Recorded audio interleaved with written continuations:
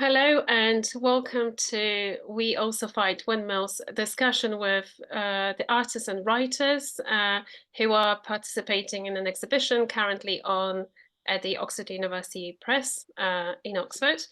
My name is Ania Ready. I'm a photographic artist of Polish origin.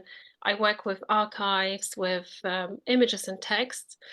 And back in 2016, I came across a literary archive of Sophie Gaudier-Brzeska, who was a writer, unfortunately unrecognized during her lifetime, who wrote in French, English, and her native Polish.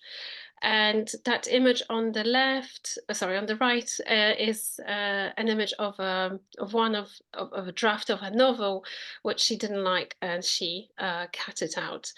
And I was really gripped by her writing.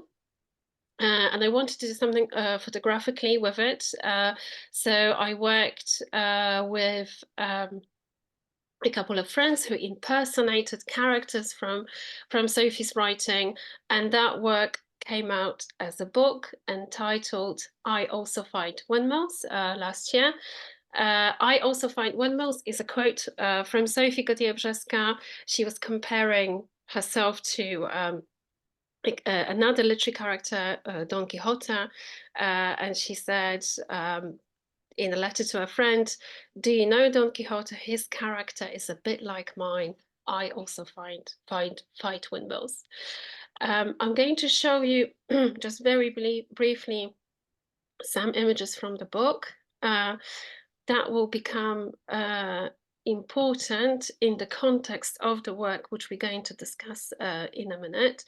So as you can see in the book, the draft of a novel, shape of a draft of a novel made it there, and it's manually cut out.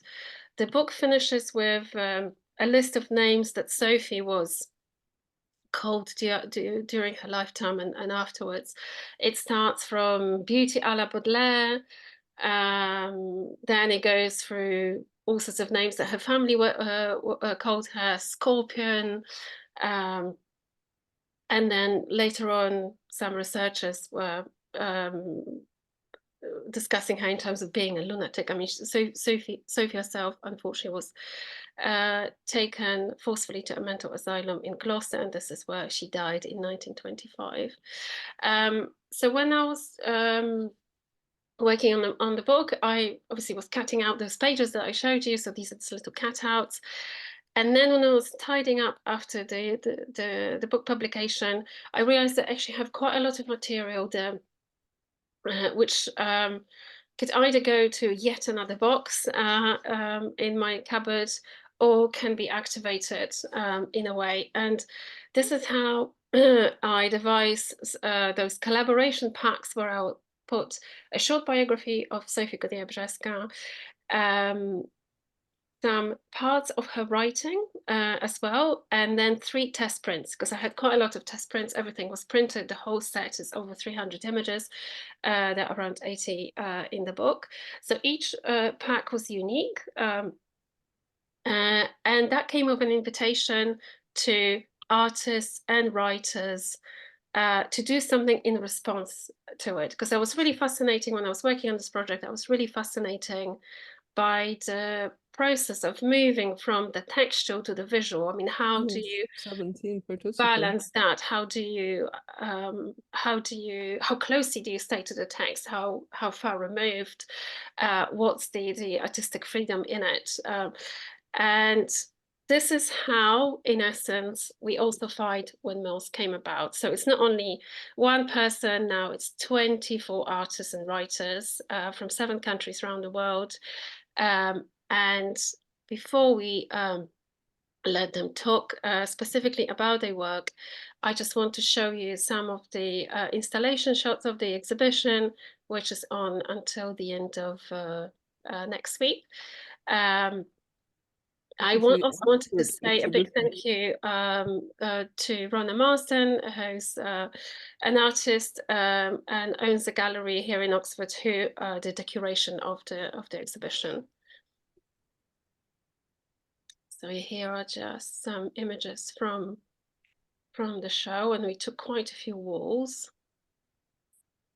And as you can see, there is different different themes, different materials, different media, um, um, different shapes as well in the exhibition. So now, without further ado, I'm going to let the artists talk about their work and how they responded to the contents of the packs. And they not in alphabetical order, actually. It just came as I was working on this presentation. So first of all, we've got Laurence Harding, who's an artist based in Essex. So Laurence, I'll let you talk about your memory excavation piece. I'll just put the audio on. Oh, hello, that was good to be the first one. I didn't realize I was going to be, but yeah, so yes, I'm, as you said, an artist, photography, sort of major. I'm actually a photographer from Essex. I live in Leigh-on-Sea, and yes, I work with analog cameras a lot. Basically, I experiment with historic processes, and I try and get more sustainable. I try to be more sustainable when I'm actually taking photographs. And here we have a picture called Memory Excavation, and it's a photo of a landfill in Essex. And what you're seeing, because it may be quite vague, but you're seeing shreds of fabric, and it's all intermingled with nature, and what is coming out of a project that I'm doing at the moment on Essex landfill, which have been covered and made into nature reserves. But what's happening is that obviously when you've got a landfill covered, it's so historic, you don't know what's underneath, and then you get all these elements and objects that should actually disintegrate, which I mean, theoretically it should work, but unfortunately we've got a climate change issue where we've got rising sea levels, and this particular landfill is by the River Thames. It's on a beach, basically.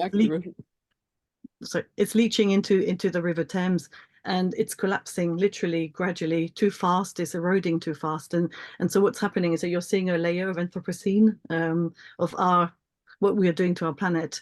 And the really interesting thing here in this particular landfill, and this is why I've been photographing it, is that elements have basically not disintegrated.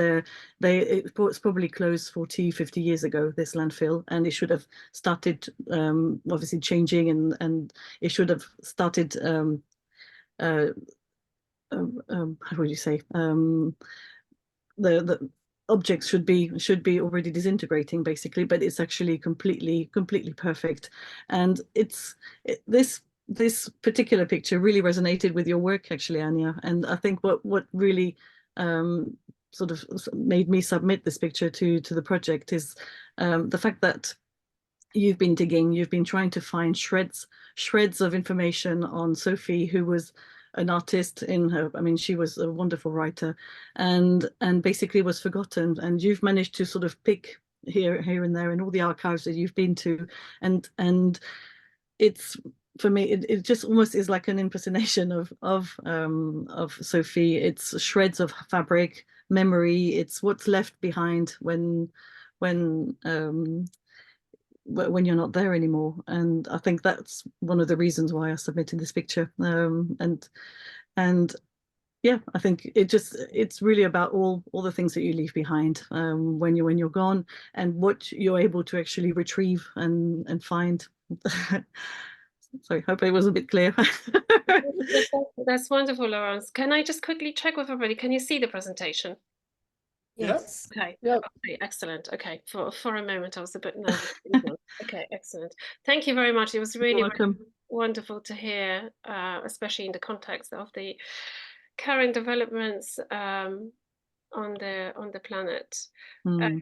So now we're moving on to a performative piece. So that's by Jonathan Damon. You also have got the details of the artists next to their work. So, feel free to find out more about the their work on their website or follow them on social media. Jonathan, I believe you want to share your presentation. This is just an installation shot of Capricious Minds. Well, I don't have to, Anya. Can you hear me? Okay. Yes, we can hear you fine. Yes. Good. I don't have to. So let's see how it goes. I can talk over this slide here that presents what I showed at the what we had at the exhibition. I have to say I'm both delighted and very surprised at being part of all this.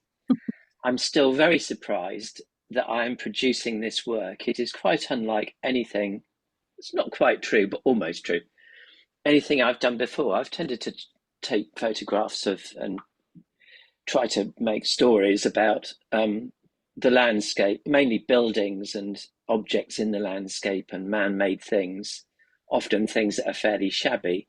So this is my first attempt at being much more personal and intimate and going into a story that's really about myself. And I'm finding it really very refreshing.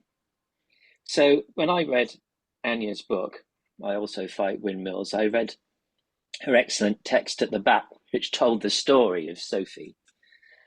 And I read that, you know, she ended up in this asylum in Gloucester, and a medical view from today might be that she had bipolar disorder. And myself, I was diagnosed with a mood disorder. There are various kinds, obviously. A mild version, I think, of bipolar disorder myself about 5 years ago, which was just at the start of my serious photography practice, I guess. So the two almost coincided. That may be a coincidence, or it may be not.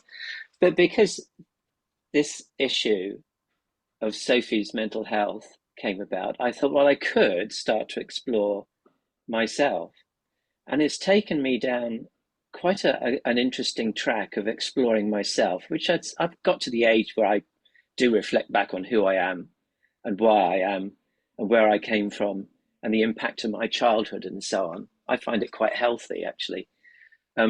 But this kind of this kind of approach really lent itself to this particular kind of exhibition opportunity. So I just started taking photographs of myself in two locations. One was in a big forest in Suffolk, Rendlesham Forest, because I felt that represented can't see the wood for the trees, don't really know where you are, too easy to get lost, etc. But also because I really love trees and I love forests. So that was the kind of, you know, the series of 8 images, which the downside, if you like, the downtime.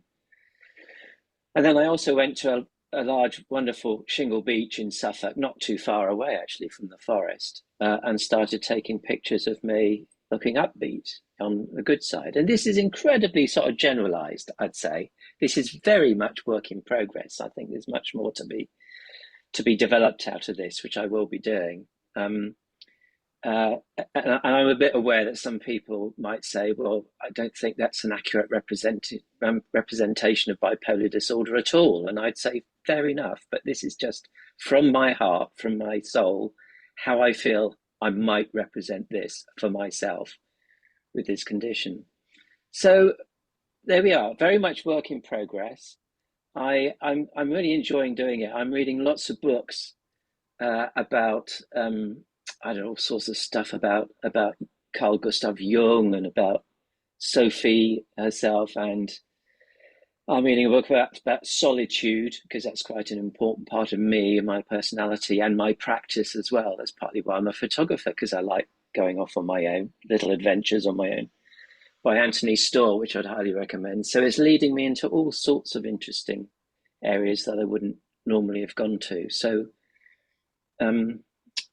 that's it, really. It's a point in time, but it's really opening up my mind, and it's really changing my photographic practice. I hope for the better. Just one last thought.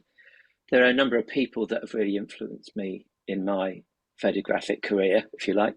And I have been very influenced by female photographers who I think tend to produce much more intimate, personal, soul-searching work. And I think that is what I'm trying to aim for, to be more open, to be more honest, to tell my own personal tale, not in an egotistical way, but in an honest and open kind of way. So I'm looking forward to developing this further.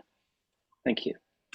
Oh, thank you so much, Jonathan. It was really interesting to hear the background story to it. The theories themselves are really fascinating, and I love how you use different colors and different settings for different moods. So thank you for that. Oops. Oh, you've got now Mitch Maroney, who's an artist based in Ireland. And Mitch, we've got your presentation on the next slide. So do you want to talk about your work? Yeah, thank you so much. Firstly, Ania, thank you so much for inviting me to take part in this exhibition. I was thrilled to bits, and thank you to Rona as well. It just looks like a lovely installation. What was valuable for me, what I found really interesting, was how it relates to my past work and how it's created whole new avenues for me. That's what I really wanted to talk about, how interesting it is to do a collaborative project, because it changes things.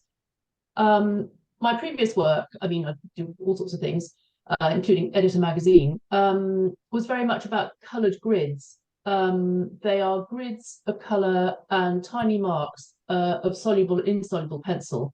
And really, I would describe them as sort of history drawings, and they're about time, memory. So there's an awful lot that kind of relates already to Ania's work, I think. What was interesting for me was the use of words. I've actually been very averse to using words in my work. I'm sort of resolutely a non-representational artist. It was like, no, I don't do words. But I mean, I do write. I'm a writer as well. But in my visual work, I kind of was very, very averse to using words with the images. And I just had this moment, I can only call it of inspiration, where I was really thinking hard about how I was going to incorporate my work into the theme, if you like. And I just had this vision of Sophie, and I love that photograph of Sophie in the trees. And I remembered, I already knew about her. I'd read Savage Messiah, this fantastic biography of Henri by Jim Eade. So I already knew about Sophie, and I'd seen an exhibition of his work at the Tate years and years ago, and there was an exhibit of his diary that he'd written, his last diary entry. He was a very, very brave soldier, which is so interesting. He was a very, very sensitive, very delicate human being. But when it came to the war, he became this kind of extraordinarily brave soldier and was decorated. So I found that very interesting. And I read an extract of his diary, which is under glass in this exhibition. And one of the entries, he was writing his diary under apple trees in an orchard. And I've never forgotten that image. And suddenly I thought, actually, do you know what? It just came to me. So I decided to use that idea of Henri writing from under the apple tree to Sophie. And I also wanted to somehow incorporate her volubility, her writing in the image. So I wanted to kind of marry them both in the image, and I hope that comes across. It was about him writing to her, but also about her very, very intense and sometimes incomprehensible writing. So that was the idea behind it. Actually, it wasn't even an idea. I didn't have an idea. It just sort of came to me, actually, to be honest. And I really find it interesting that it also relates back to my own work, but also it's made me think about using words in the future. So I've produced these little poetry books, they're erasure poems. And the way I make them is I find a page, I choose a page at random and just erase writing until I find something that kind of makes sense. So I don't know, can we see an image of them? Yes, we had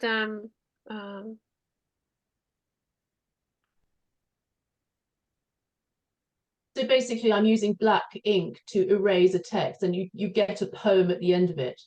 But I'm also using the ink in lines and little marks that actually echo back to my coloured grids. So it's just a very interesting process. I just found the whole process fascinating, actually, and that's really what I wanted to say. It's what I find really valuable about these collaborations is how it changes your work and how it can make you think in a whole different way. So I'm going to continue doing this kind of work, actually, because it really opened things out for me. So thank you very much. Oh, thank you. Thank you so much for sharing. We were able to see the poems a few minutes ago, but for some reason, Great. when I do it on full screen, it gets. I think I was probably gabbling away, not even noticing, to be honest. Yeah, here they are. You can't actually read them. I mean, I also have a typed up text with them, so when you get one, you actually have the text as well. You can read them when you see them in real life. I mean, you just can't read them very well easily on the screen. And I don't know if it's clear from this from here that the image is actually made up of the words "from under the apple trees." He wrote to me. I should have said that. That's actually words that spell out "from under the apple trees." He wrote to me.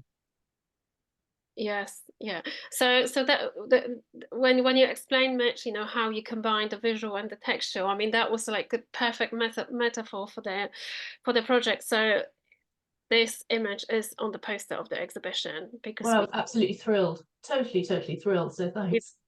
We've got the visual artists and the writers, so that combines it perfectly. Thank you for that. Now we've got Julie Sneeford.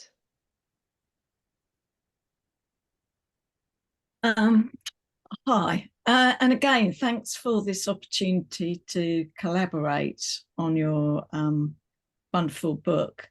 And it always, oh, by the way, a bit about myself. I'm a visual artist, mainly photographic. I print my work in the dark room, and then often I paint on it and different things like that. But also I've been bringing drawing and moving image into my practice recently. But my topic is horses. So Ania's book, even the title resonated with me because, of course, Don Quixote is such an important literary figure. And of course, for me, his horse, Rocinante. And of course, that name means workhorse or poor quality horse. And they're all things that feed into my interests. And so in his mind, because he's an idealist dreamer, his horse is the heroes, the knight's horse. But in fact, it's really sort of an old, thin, sway-backed horse. The images that I used are fairly new images, and I didn't really have a place for them. I was playing with ideas. And when I got my collaboration pack, it really started to make me think more about something that does interest me, is that sort of similarity between horses' lives and women's lives, and how women's lives, particularly for Sophie, were so socially restricted and still are, and a horse is restricted and has to behave in a certain way to please its owners. And also it's restricted in its movement by the way we often keep them, and we want them to behave. And that seemed similar to me to how she feels restricted, how she talks about how being an artist provides her with freedom. But of course that is restricted. And there are certain ways she's supposed to fit into society and behave as a woman. Also, she really railed about the fact of beauty, and even gets cross when someone calls her beautiful, because again, she's being judged on the superficial rather than who she is as a person and her artistic abilities. So the two images I put in is on the right is something again that I use daily, and it's called mud scraper. So most people are like, what is that? It's really intriguing object, I think. And this has been well used. It's been used for years on lots of different horses. and it looks really violent, but actually it's not that bad, and it scrapes the mud off a horse. And of course, a horse, to be well groomed, is a reflection of its owner. And we have one big grey horse, and now he's older, he's almost white. And of course, he's the most beautiful horse, but in the winter, he just loves to cack himself in mud and cover himself in stable stains, which is basically poo and urine. And he's on loan to someone, and every time she speaks to me and sends me pictures, she apologizes for the way he looks. And I'm like, I don't care. He doesn't care. I more care about the way he is treated and the life he's having and living. So that was important to me. Then the horse in the picture is an ex-racehorse. And he's actually kept outside, but obviously for a lot of his life, he would have been kept in stables. And if he was a flat racehorse, he would probably have not had much access to being free in paddocks, because they're such expensive animals. They're often kept confined within small areas. And this can lead to they're called stereotypical behaviors, which is like a mental health problem in horses. So they create these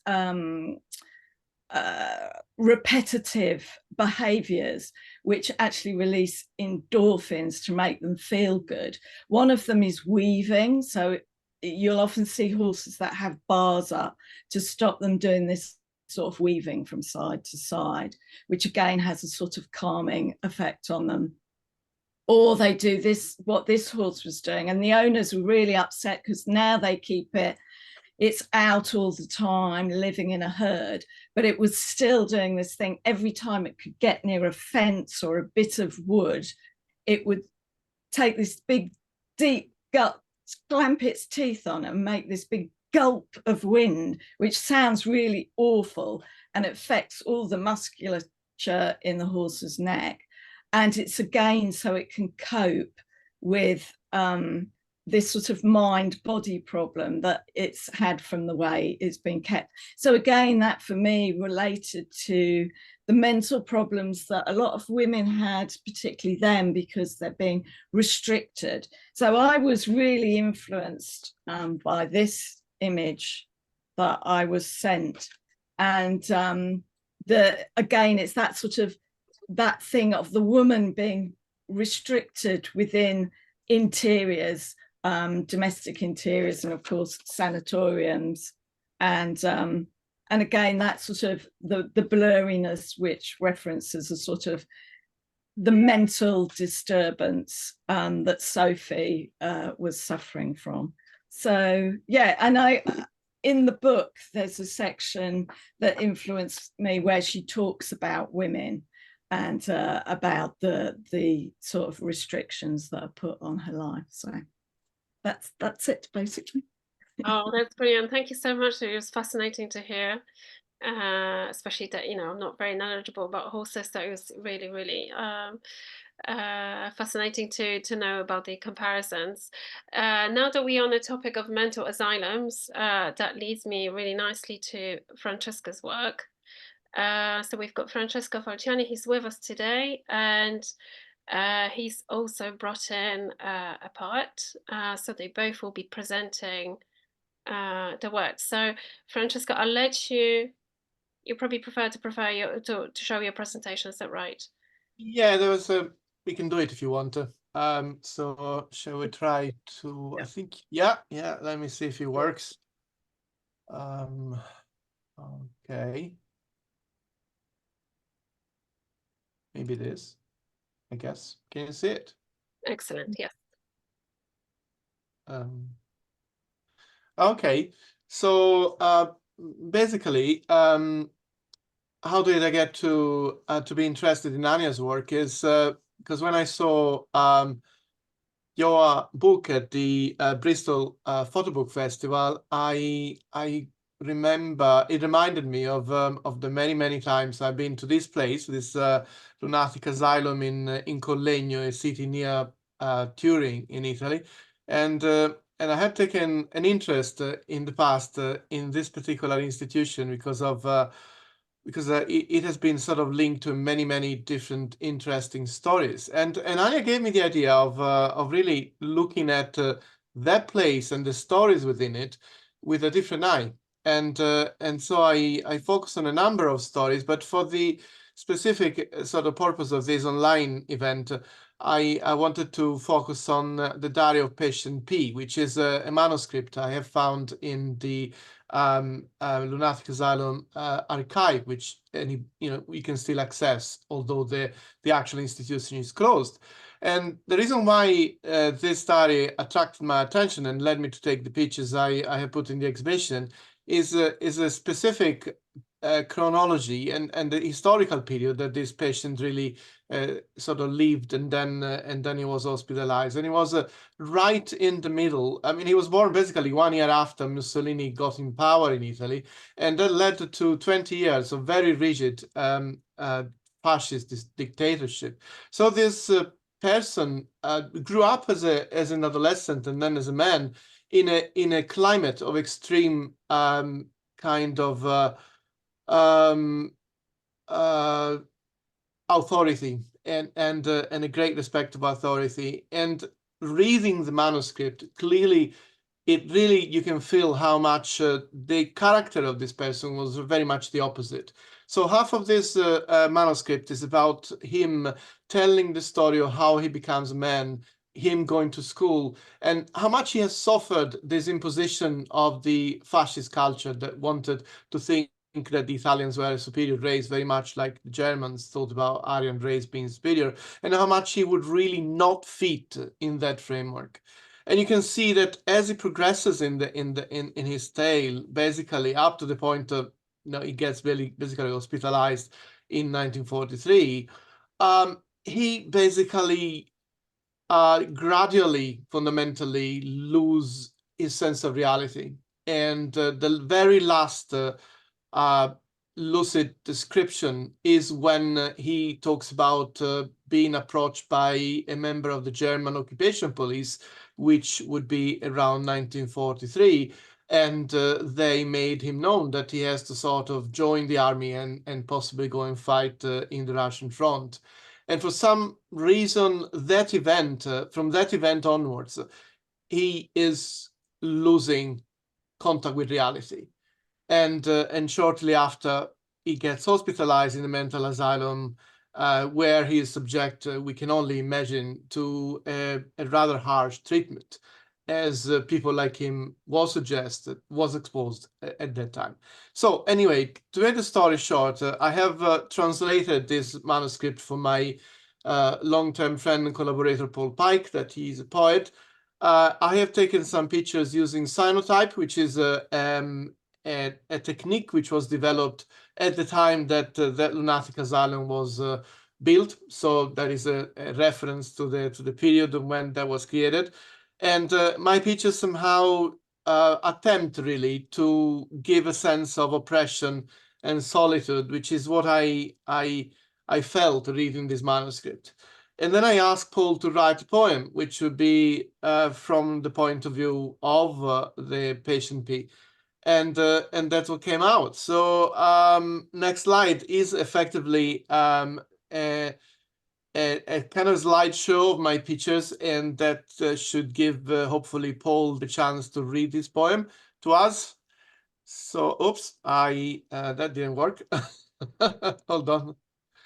Okay, let's try. Okay, to you, Paul. Okay. Hello, everybody. Can you hear me okay? Yes. Cool. All right. So this poem, I'm going to go straight into it. It's called The Fantasy of Impatient Bee. It was November 9th, 1943, when bombs first dropped on the city of Turin. I was taken to Collegno, deemed crazy. I spoke divine truth to avoid conscription into the Nazi Republican Army. I preferred institutionalization. Here I lay, confined in this dormitory, a sane man stuck in an insane asylum, escaping into inner worlds of fantasy. The staff here have all succumbed to fascism. Dogmatic doctors and strict nurses coerce you with electric shock treatment and violence. They remind me of school teachers, only worse. They pretend to be very knowledgeable, but they know less than the mad people they hurt. Like schools, future mental health hospitals should be like a family. Staff as parents, treatments based on needs of individuals, humane therapies based on patient preference, collaboration between staff and patient. No more pain, victimization, or brute force. Restrained staring at the ceiling and silence, the screams and tuberculosis coughing fade. Hallucination brings fantasy, romance. Insufficient care has made my mind degrade, but my love of the Madonna gives me hope. How I long for the dance halls from youthful days. I tried to make this room my dance hall to cope, expressing myself physically when words fail. The nurses misunderstood why my dance flowed. They can't see dance has the power to heal. Beaten, tied to this bed as punishment, my ravaged body and mind became frail. Lack of movement combined with malnourishment, afflicted with too much imagination. Ceiling spots prophesized for my amusement. The future will be radiant like the sun. Hatred will only serve to destroy itself. Love alone has the power to kill demons. We are both God and Satan within ourselves. The only conflict should be inner conflict. We should gently look after our mental health. Established religions will be abolished in favor of personal belief systems, corrupt societal structures demolished in favor of systems that have no victim. I'm profoundly different from everyone else. But this difference should be celebrated. Come, dance with me in the dance halls of our brain cells. Let the booms be from bass drum beats, not bombshells. Thank you. Thank you very much. That was wonderful. Yeah, it's quite. That is it from us.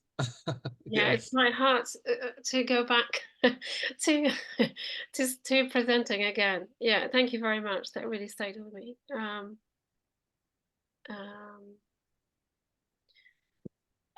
So now we'll be moving on to Lisa. Lisa's with us today.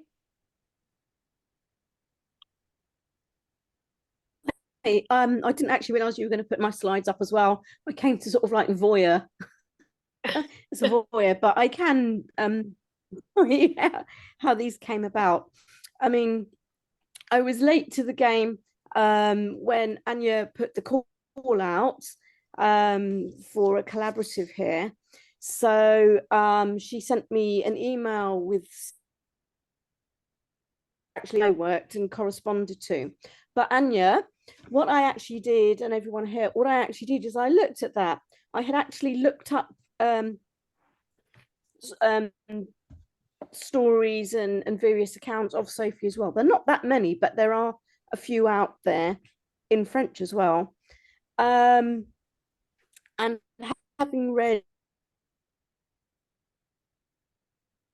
and you can feel for how she must have felt, and also being on the spectrum, I sort of wanted to use my own empathy, if you like, to produce some expressive pieces. So I went out in my hometown, Ramsgate, which is quite well known for World War I and World War II being one of the defence places, and greatly used Dunkirk, Ramsgate, small boats and so on and so forth. So the images that I've produced are actually by a memorial for soldiers that had actually passed. I used a digital camera. The technique was a digital camera, and I wanted to emulate the moon, but it was very, very bright daylight, so I used filters. I don't really know what else more to say about it, really. I think I'm not really good at the whole talking bit. No, thank you very much, Lisa. I have to say that for the whole month of March, the work was coming to my house. It was always incredibly enjoyable to see what came, and it was really mind-blowing to see so many different responses. And that series are really intriguing, and I couldn't quite work out who's actually captured there. And I love the way that you brought moon and mystery into the project. It was more of pain, expressing pain, because I think with Sophie, like going, mental issues and how, it's one of those things that one of the first things that I think my grandmother suffered mental health issues as well. And one of the first things you'll actually really notice when like they've been committed, and so for my great grandmother as well, is they put their hands up to their head. It's almost like a big massive migraine, and that's my expressive pieces there. Yeah, Moon also relates to madness. Yes. Yeah. Mm-hmm. Metaphor. Yep. Yeah. Wonderful to have it here. Now we're moving on to Ania, who's also with us. Oh, can you hear me okay? Yes. I apologize if you can hear any background noise, but I'm connecting from quite a busy cafe in a shared studio, so apologies for that. As others, I would like to thank you, Ania, for organizing this show and curating it and giving us the opportunity. And I'm feeling very privileged to be part of it, and it's very interesting to see the work now and hear everybody talking about the work. So here is my contribution, which is called Flying and Falling and ...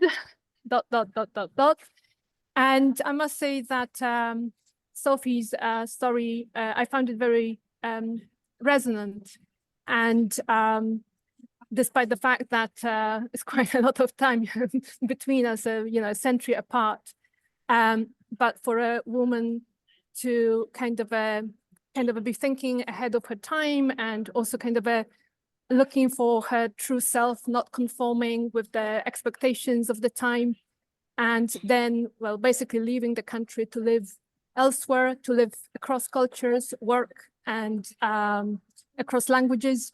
It's very inspiring and resonating, because I'm a migrant myself, and I also live across countries and languages. And I'm also looking for myself. So in this sense, the pieces may be quite similar to what Jonathan is doing. I'm using photography to explore my inner world, and I'm looking for kind of maybe celebrating difference, as Paul said as well, feeling very different from others, and trying to find my way.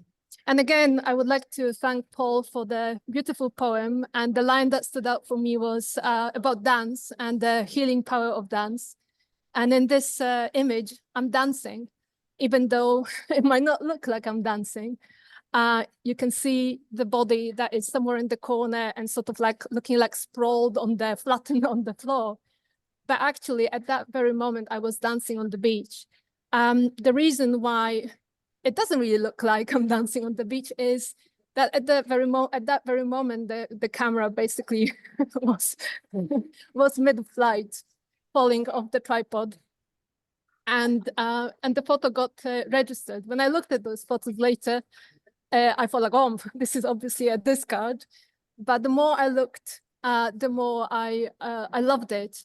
And it made me think of the kind of different optics, you know, and how we see things differently, and what might look like dance, empowering, healing dance to one person, to another, it might look like, well, madness. And instead of maybe labeling people and pigeonholing them, it is, as Paul said again, you know, it's better to celebrate the difference. So I guess that's what the piece is doing. And the kind of the quote from the collaboration pack, in a very kind of coincidental way, was talking about Sophie contemplating on the fact that her watch had broken, and what does that mean? And so that kind of resonated with me as well, and the fact that that tripod fell in a particular moment, and what does that mean? And I love the fact that, yes, in this piece, I am falling and flying and doing a million other things, and I'm just myself. Thank you. Oh, that's great. Thank you so much, Ania, for sharing. So it was interesting to hear that you referred to Jonathan's work, because actually yours and Jonathan sit together on the wall, and I love the different ways of performing for the camera. So thank you for that. And now we've got a piece. It's a very long, nearly 2-meter long collage by Mills Rowe.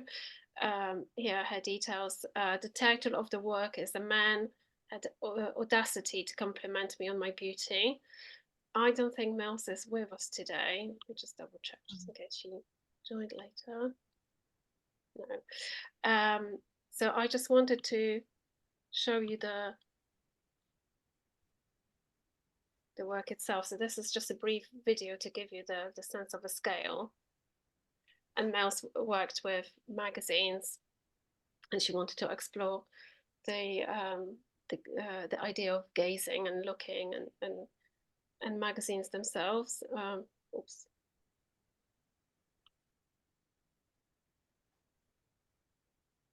Sorry, lost my presentation for a minute. Okay, there we go. Can you see it okay? Yeah. Yeah, Yep. okay, brilliant. Okay, excellent. Okay, now we're moving to Imgrat, who I believe is with us. I didn't actually know I was on at all. I can just say a few things, Yes. which yeah, I had in my collaboration pack something that posed a bit of a difficulty because it was quite grim. It was a quote from Sophie, which was so full of despair that I decided to be the odd one out and revolt against all the darkness and put some color in, and something which, at least for me personally, is an escape, is hope. And that's cloud for me. And I'm just trying to find Sophie's quote, just because it explains very nicely. The quote from Sophie was, "Nothing, nothing, nothing. The whole world, all the nasty people triumph over me. All the unimaginable disasters pile up on my head on fire." And this is so full of despair, and you need to escape. You need to rescue yourself by climbing out of it. So that's what I tried to do with my clouds, because I mean, cloud pictures are not that special. I photograph clouds almost every day. So the only special thing about it was choosing and finding how they came together as a whole. And I had in the background a little bit of criticism that the color is too overwhelming and sticks out a little too much. So I still very much am behind my choice and my colors, and just feel it was what I needed to escape despair. That's it. Ingrid, do you want to read the poem out as well?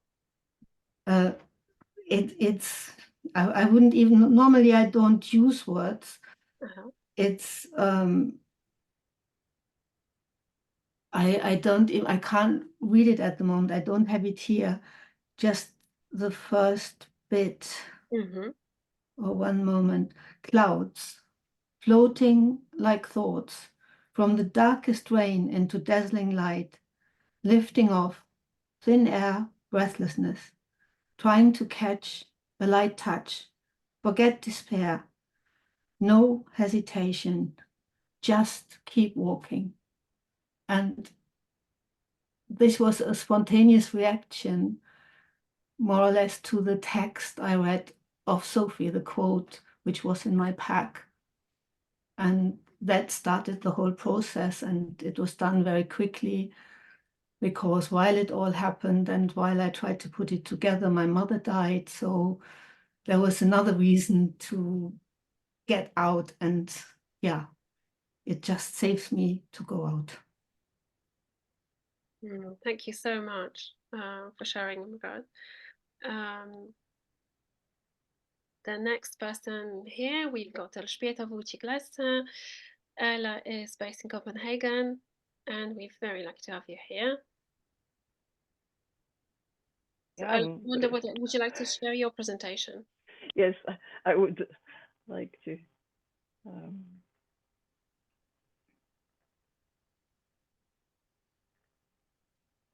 I hope you can hear me and you can see it. Ania, can you confirm you can see it? Yes. Okay. Yes. So again, as everyone has already said before me, it's so enjoyable to be part of this conversation, which was started by Ania, or maybe by Sophie first, when we think about the origins of all our threads and thoughts and ideas. And I thought that in this particular presentation, I will show you first exactly the packet itself. I hope that you can see now the next slide. So that's the collaboration packet that I got from Ania, and it looked so beautiful and so fascinating. And I don't know how you feel when you encounter those kind of objects, but I felt really timid to interact or to do something with them. And Ania, you said to us, you feel free to do whatever. And I thought, okay, so maybe because they feel so wonderfully accomplished, I should actually try to cut up or intervene rather than just leave them and be full of admiration. So you will see now in this particular slide that something that really attracted me in the combination of those two photographs was the gestures and the hands, something that was happening for the human being here, but also something that was happening for the tree. And also there is the question of the wall and the metaphoric, probably, placement of this person against the wall, and I will return to the wall, but I think I should probably also mention that I'm a poet and a translator and someone who works as a visual artist, as I'm responding extremely viscerally to the visual elements, to the shapes, and I thought immediately that I would love to do something about exactly the gestures that Ania captured in those two photographs. And then the photograph that we can see on the left, it's so mysterious, because at first I was thinking, maybe this is sea, breaking waves, foams, but I knew from conversations with Ania that Sophie was actually part of almost like landed gentry, I think we probably would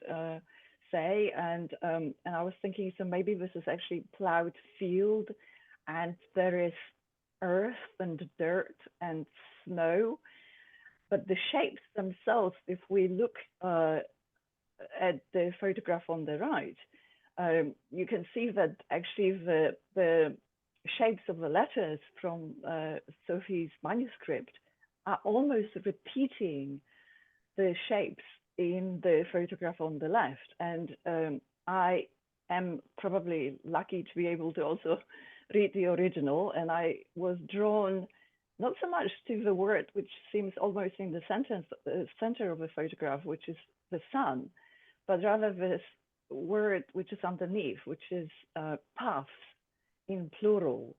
And then there is the preposition wzdłuż, so ścieżkami wzdłuż, which meant something like paths along.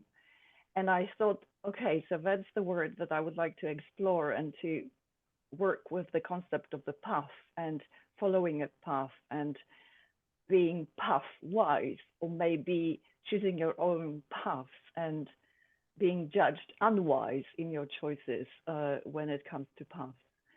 And as you can see here, these are the words that were given to me by Ania, and I knew that I would love to work with them as well. And Ania, it was so good to know why those particular shapes of cuts came into their being. And as you can see in mine, I was really intrigued by the sly, because obviously sly, when you think about the word on its own, it means something to do with deceit. But I thought, no, actually, I think I preferred it in the sense of being cunning and having your own wisdom. And you can see that right next to sly, there is the letter that is kind of trimmed off, but it could be I. And we can see I in that text, and there is even the voiced I right at the very bottom. So you have almost the phonetic reading of that I that insisted on its presence. And I thought, yes, so this is something that I can take with me. And I decided to do two things. So you can see that actually my title is Voraciously Myself Incongruously, because there were so many pieces coming together. And I decided to work first with exactly a vintage book cover that I decided to tear away, because I knew that, Ania, you were showing me your book, and I knew that there was that part there. And because I also work with analog and alternative processes, and I make my own inks, so I'm foraging for inks and working with botanical inks. And you remember I mentioned something about the wall. So I knew that I wanted to work with chalk, but I also wanted to work with sea, because possibly there was the sea or the hint of a sea. So that's why you can see that I'm working with seawater and with gum arabic. But because another aspect that really interests me in Sophie's work is her being trilingual, and I'm Polish by birth. My home language is English, but I live now in Denmark. So that concept of belonging and then trying to find, for example, inks as means of expressions in multiple cultures and settings was something very important. So you can see that I decided to appropriate the book and I decided to actually flip it upside down, both the photographs, to unsettle it or to maybe think in terms of submerging. And what you can see is that right next to the photograph of human hands, there is expressive calligraphy, and that's exactly made in chalk ink that I made. And it's using the words paths and pathwise and path unwise. Whereas at the top, and I think it was a really fortunate alignment, because you can see that the book was actually damaged. It was wet at some point. So I was trying to work with those marks that were previously there, thinking exactly about what was happening, probably, Ania, when you were sitting in the archives and looking through the manuscripts of Sophie and thinking how to read them. And the second part, Voraciously Myself, was I was using exactly the torn out pages and thinking how to use the words, the collages. So I'm going to show you them in a bit more focus, and you can see that exactly the text on the right is actually me looking for all the adjectives that could finish with I-O-U and then S-L-Y, and then trying to work again with, this is actually walnut ink as well, and trying to kind of write and overwrite, because I was thinking here about exactly like multiple drafts, but also drafting ourselves in our multiple personalities and situations. And you can see that the text on the right and insists on exactly the relationship between someone, or someones in plural, right, and myself. So if we read it, my, I, someone who will, someone who might, some of my, me, myself as both for this moment would find. And as you can see, I specifically wanted to break up the text, but I promised you that I will tell you something about the wall.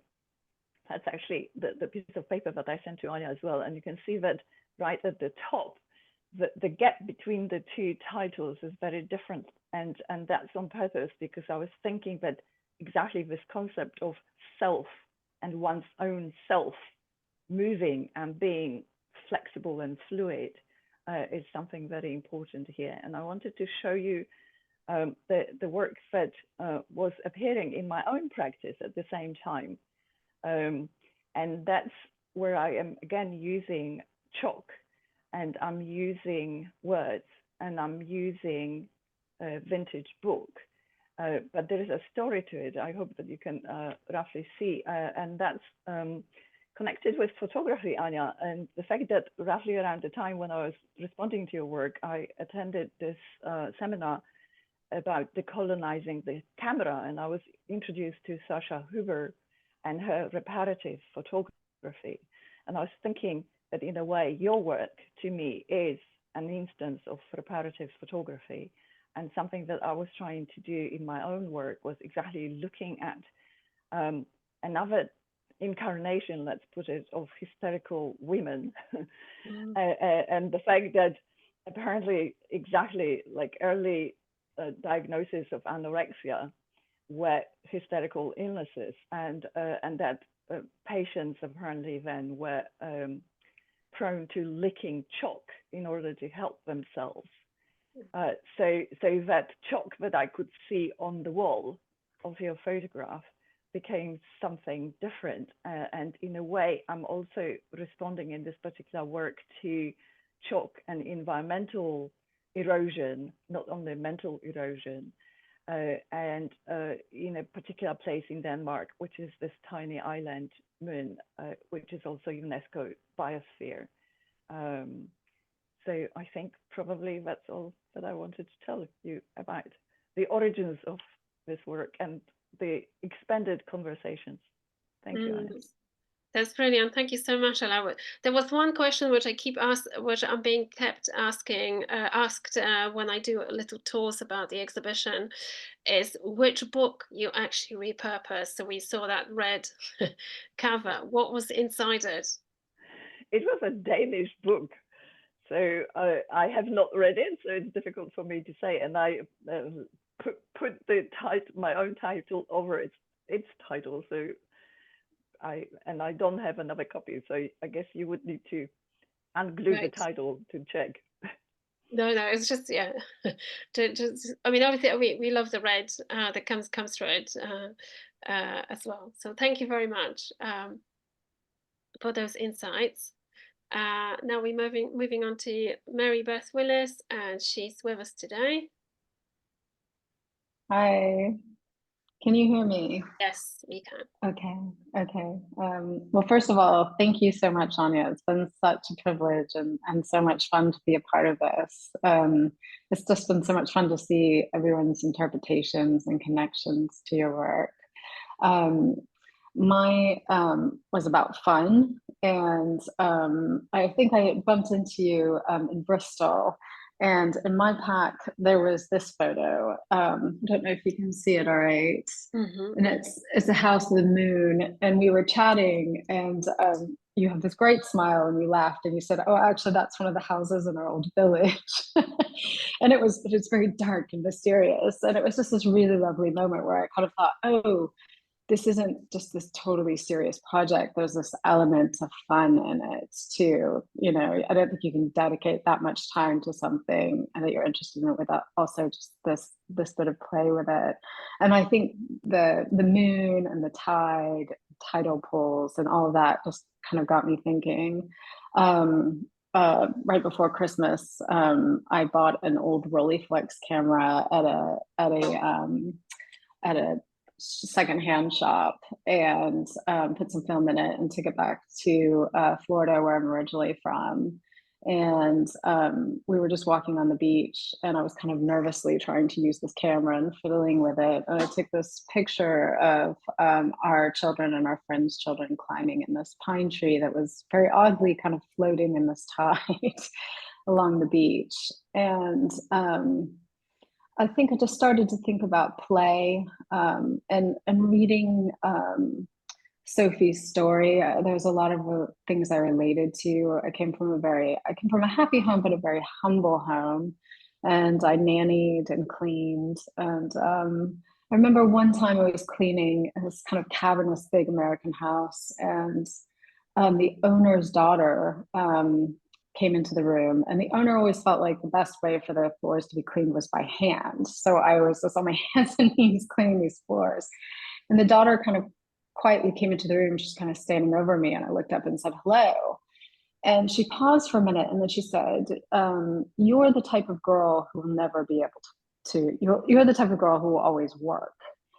And it was one of these strange moments. And I came from a working class family, and my immediate thought was, doesn't everyone work? Who doesn't not work? But her saying that to me has stayed with me. And I've thought about it over the years, who are the people that always have to work? And I also thought about how Sophie referenced the story of Cinderella quite often. And she really related to Cinderella, I think you had said. And I just started to think about the Cinderella story and what that story is really leveraged on. And I think it's kind of almost, I don't know, it's almost intoxicating to think of yourself as a Cinderella. And I think Sophie did a lot of that for a lot of different reasons, which are understandable. But I started thinking about the character that whole story is leveraged on, and that's the fairy godmother. And she's fun and playful and is totally herself. And I think that she's often overlooked because she's a little old and a little chubby and dismissed, and she's not taken seriously because she's playful. But I think we kind of all wish to have a fairy godmother that comes along, but at times we're, I don't know, I guess afraid to be the fairy godmother. We'd kind of rather be right in our very serious work than kind of loved in our play. And so there's themes of work and play and who gets to do those things and who feels that they can, was really was quite striking to me and quite personal as well. And so for me, this picture is a choice. I bought that camera in a shop and decided to kind of have fun with it. And it's imperfect. I didn't quite get it in focus. The sky's a little blown. The top of the tree got cut off, but it's kind of, you know, imperfect, but lovely and fun, and something that I really enjoyed making and like. And when I came to the exhibition, I'd run into Bev, who actually works in the archives of the OUP. And so I asked her if I could look at the slips on play, because I thought the one thing that Sophie never got to do was play. And so I looked at some of the Oxford English Dictionary slips that were brought in, some of them over 100 years old. And I just wanted to read you a couple of them. It said, to enjoy oneself, to be joyful and merry, to take a holiday, to do nothing, to idle, to tread lightly, to touch lightly, which I think someone else had just mentioned a little earlier, or to dolly or trifle or toy. And the other slip that I found that was quite interesting to me, I'm a big fan of Montaigne, and someone had said Montaigne was endowed with a good estate, health, leisure, and an easy temper. He could thus afford to play with life and the abyss into which it leads us. And when I read that slip on Montaigne, I just kind of thought those were all the things that Sophie was never really able to afford to do. And that I think if you can choose play, if you can afford to, it's something that's really important, and it enlivens life and makes it colorful and wonderful. Yeah. I think your photograph captures it really, really beautifully. I mean, it's such a fascinating scene. Those children, you know, they're almost on an island by themselves on that tree. Yeah. So thank you very much for sharing your thinking and yeah, and also the importance of playing. Absolutely. Now we're moving on to Victoria Binges. She's not with us today, but she did those two pieces in response to Sophie's poem. This is Sarah Capel's work. Sarah works very often with stitching, so it was quite fascinating actually to see that the contents of the collaboration pack which I sent out came back to me with the intervention on it. So Sarah used this beautiful golden thread to highlight certain parts of the image. We also have Ruthie Collins, who's an academic in Cambridge, and she also is running a lot of creative writing courses. So she did this written piece, "You Don't Need a Manifesto to Begin," and it really resonated with me. I mean, you don't need to prepare a lot. You just, let yourself do it. So here's the poem by Ruthie. I'll let you have a few minutes, maybe not minutes, but seconds, as we're slowly running out of time to read it.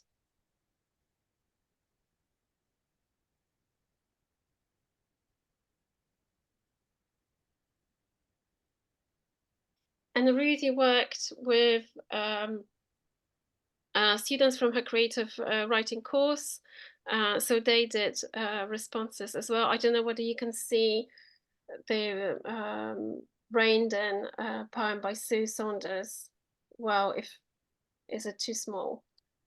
So that's an enlarged version, but 1, 2, 3, the fourth and the fifth stanza appearing in the second column. So yeah, do have a look and read through.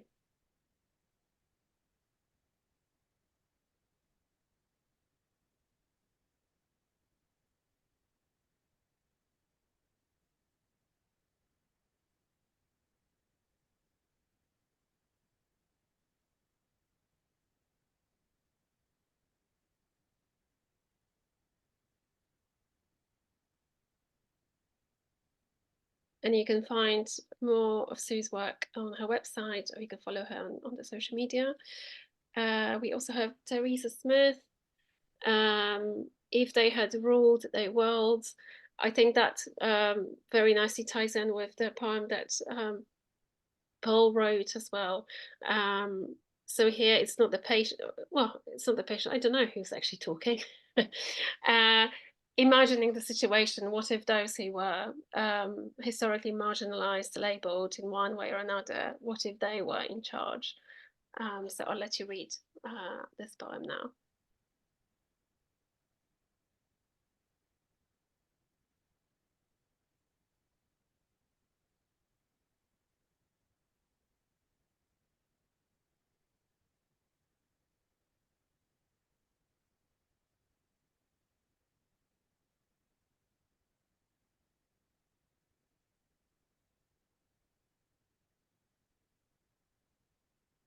And that's Garrett, and he's also one of the Ruthie Collins cohort. So he wrote this short piece, but quite a powerful one.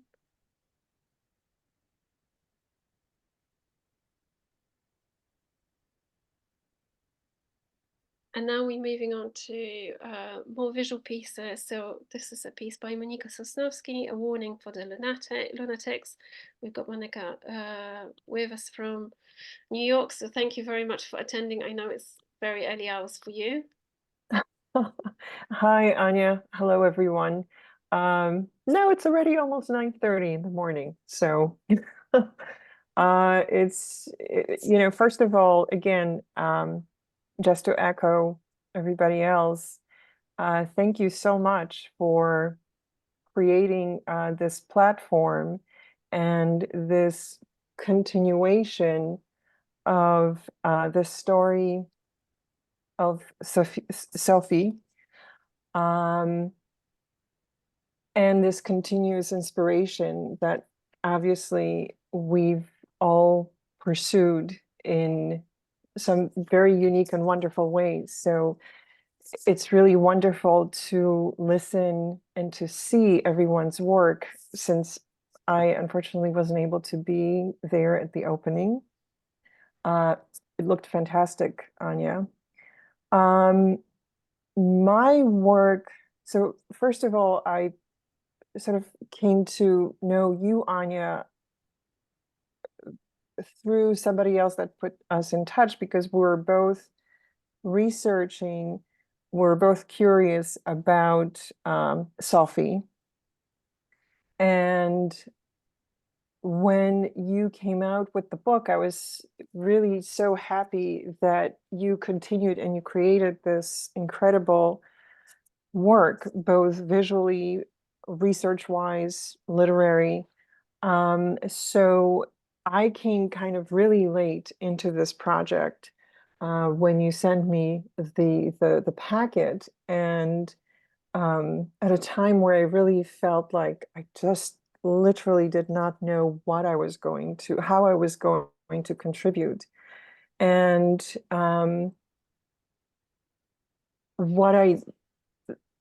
we kind of discussed ideas, right? I felt bad that I wasn't able to send you the actual work. I knew that you were going to be printing whatever it was that I would make. And so I was so happy that you chose this piece to print. And I really think of it as a collaboration with you, because it's a montage of a couple of my photographs, plus one of those little cutouts from the book with Sophie's writing. And I guess for this particular piece, what resonated for me and the way that I approached this was, I guess like pretty much everybody, was to try to feel perhaps of what Sophie was going through and what that experience was like. But not just that, I guess the demise of her life and this almost anonymous post-death nothingness until her work was discovered. And so her spirit and her ambition came to be again. And so I sort of remembered, I guess, the place where she lived at, which was near the sea. Am I correct about that, right? Before she was put in the insane asylum. And, I kind of thought about what that landscape was like, and her struggles, and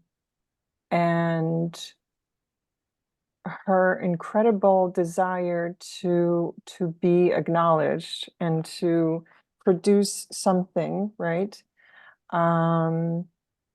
So this is what I thought would evoke that. Yeah, so thank you again for having me be part of this incredible, wonderful project. Thank you so much for sharing, Monica. We actually have Jeff from Water on the Edge. That's the last place where Sophie lived. So it's really lovely to have you, Jeff, and I wanted to highlight it. Monica mentioned the geography of the place, so I don't know whether you want to tell us a little bit of the... Yeah, well, Sophie would have climbed the hill where she lived, looking across to see the River Severn, which snaked its way from Gloucester down to the open sea. So yes, in a way, the water was in her vision, if you like. She watched the sun go down over the Welsh mountains opposite. So that's probably reflected in a painting she did at the time, which is in the Edinburgh National Gallery, showing the sunset and the hills of Wootton and her house. Yes, yeah. I mean, she obviously crossed the water so many times, across the ocean. Absolutely. Yes, she did, yes. Yeah, I did point out that I'm really only here as a Jeff the Baptist, if you like. I go spreading the word of Sophie around the area and giving talks, presentations, and anyone who comes into this museum walks out with a leaflet. Oh, so watch this space. That's great. Thank you so much, Jeff. Okay. This piece is by Emma Davies, who's sadly not with us today, but she entitled it Memory and Mortality, and these are her encounters with the landscape after the loss of her father. So it very nicely links with Ingrad's work as well.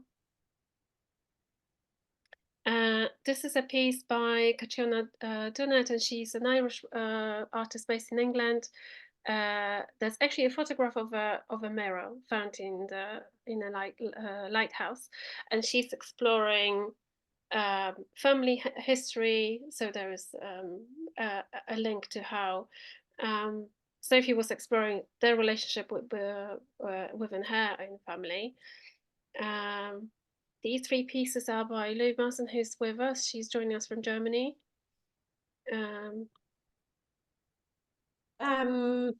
So my name is Lou Marson. I'm a photographer from Germany, and basically actually sort of working with you, Ania, on this book and seeing your information about the collaboration is the first encounter for me with her and her work.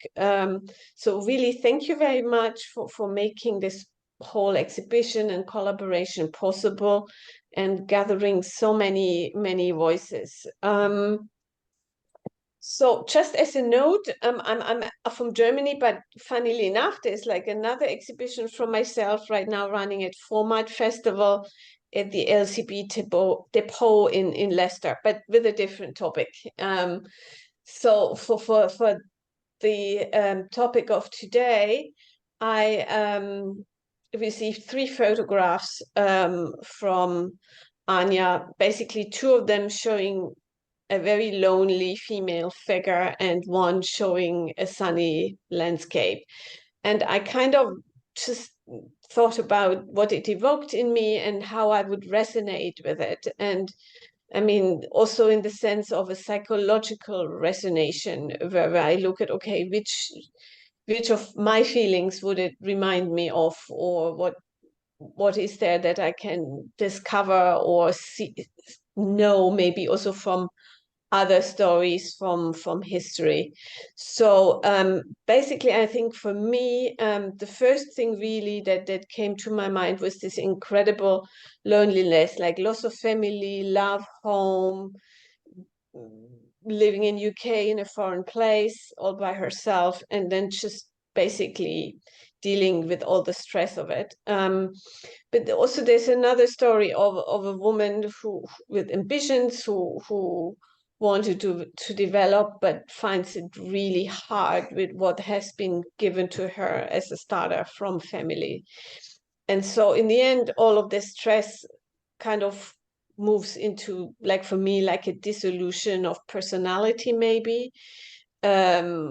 I mean, however that would be. So for me, the first big image is really is an archive photo from myself that really pictures this loneliness very strongly. It's taken at night and there's some light, but it's actually very limited.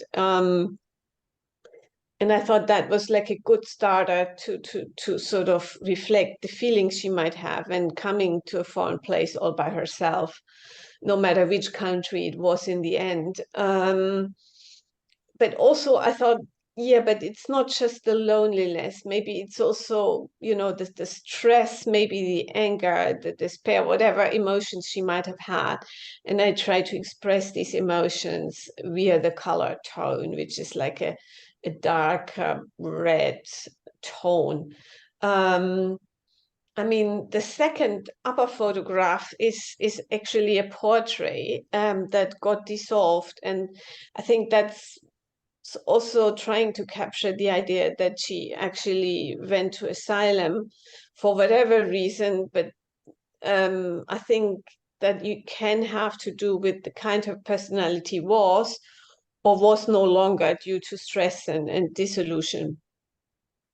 The third image actually refers to the landscape that I saw, that you sent also, Ania.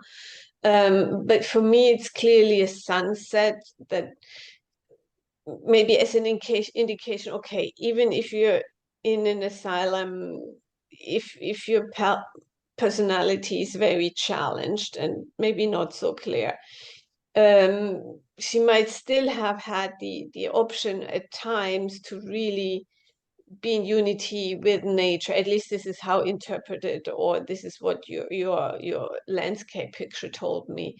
And I thought this is why I also keep all the photos in the same color tone, because these are all facets of her personality and potentially the emotions she might have. So in the end, it's just mirroring how I responded to the photographs, what I saw in them, and giving it back in a different way. But these are all archive photos, so I haven't actually shot them like based on the photos I received, but I just looked at the photos and I immediately had these photos in mind with a few more that could fit the story. Brilliant. Thank you so much for sharing that. The sun almost looks like as if it was inflamed, actually. Really striking. We talked about landscape and looking into the landscape to find some consolation in life, you know, in troubled moments. This series is by Paulina Poświata, and actually you will know Paulina because Paulina features in most of the images in the book. So she's the person who impersonates Sophie's characters. So I was really, really happy that Paulina decided to collaborate and show her work in this project. Paulina had problematic situation with her health when suddenly she fell unwell and was taken to a hospital. And as she said, she took Sophie with her. So I think that the image of the book is the book that she was reading. There was a Polish edition of Matka by Sophie, which was published in the early 2000s, I think. And that's the publication that connected me to Monika Sosnowski. This is how we actually, through it, this is how we met. So Paulina was there and she was looking out from her hospital bed into the world, and you can see those clouds. Another lovely link to Ingrid's work.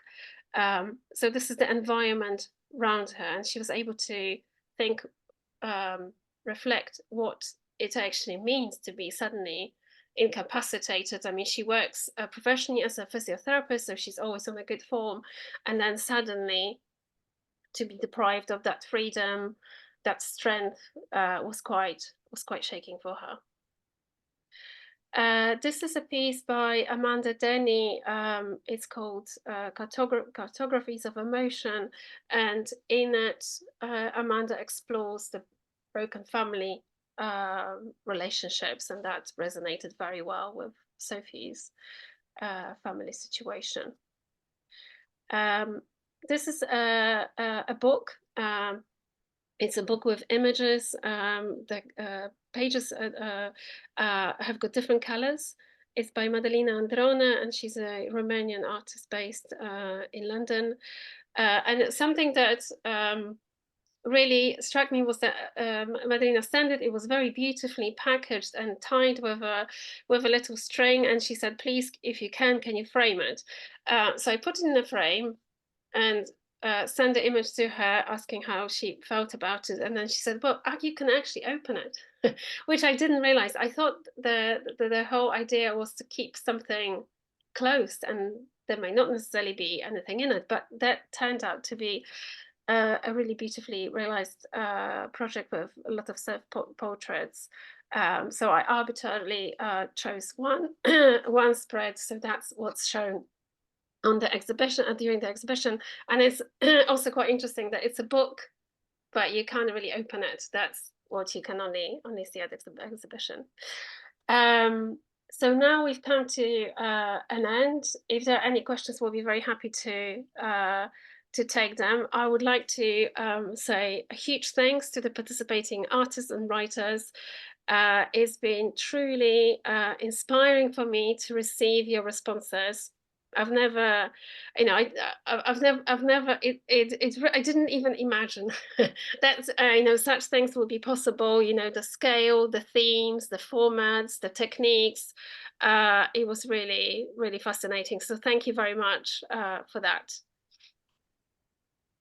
I can also see whether there are any questions in the chat. Okay, I think that I wouldn't mind. I mean, I have to go now, and we've overrun the time here. But I wouldn't mind. I'd quite appreciate actually having a chat again, but perhaps sort of like talking about different processes and like experiences between everyone else. Less of a monologue and more of a dialogue. Does that make sense? Mm-hmm. Yeah, I think that would be quite nice. I'm very interested I mean, everyone here, I've loved all the work. It's absolutely exquisite. I loved the poetry, everything. It was just all wonderful. And it's so amazing to see so many people here, you know, all in one go. You've done brilliantly, Ania. So thank you as well. But I mean, there's so many processes here and so many different things that I've made notes. I've been scribbling away. Making notes of what, you know, keywords that people have said and so on and so forth. So, and actually trying to keep my dog quiet as well at the same time. She's an anxious, barky dog. So if you've seen me sort of like look away, I've had to surreptitiously give her a snack to bribe her. So apologies if I've looked a little bit distracted there. But no, there's absolutely a lot loads that I'd really like to discuss still further. This project, I mean, like for me, it's just really and truly, it's the start for me, because there's a lot more that I want to do with the same photographs, different processes and so forth. Like for me, for example, it's not just digital that I do. I deal with analog, and Ella kind of knows that I experiment a lot with different media. So yeah, if anyone else is up for a further chat and perhaps a little bit deeper about the processes, I'll be very So one thing to say, I mean, before you actually leave, Lisa, is that if you want to connect, you know, do share your contact details. Actually, you know, we've also shared them on the presentation.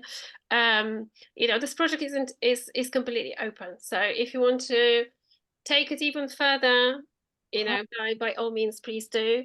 One important thing to note is that in March next year, so March 2025, it will be a centenary since Sophie's death.